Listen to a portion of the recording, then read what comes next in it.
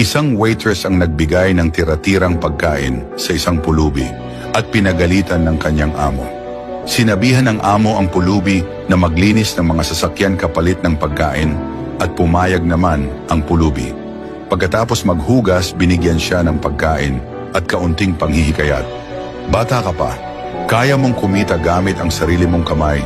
Kinabukasan, nagdala ng karatula ang pulubi na nag-aalok ng paglilinis ng sasakyan upang tustusan ang sarili sa pamamagitan ng pagtatrabaho.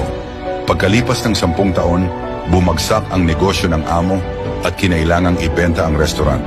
Ang mamimili ay siya palang dating pulubi, ngayon ay isang matagumpay na negosyante. Sabi ng pulubi, "Salamat sa pagtulong mo noon, hindi ko ito bibilhin. Sabay tayong magsimula muli." Kawikaan 11:17. Ang naaawa sa dukha ay nagpapautang sa Panginoon at ang kanyang mabuting gawa ay babayaran sa kanya uli. Kahit hindi ka pinakamayaman, kahit karaniwan ka lang, basta't mabuti ang iyong puso, darating sa iyo ang mga pagpapala ng Diyos. Kung naniniwala ka, Amen. I-share ang kwentong ito upang mas marami ang ma-inspire.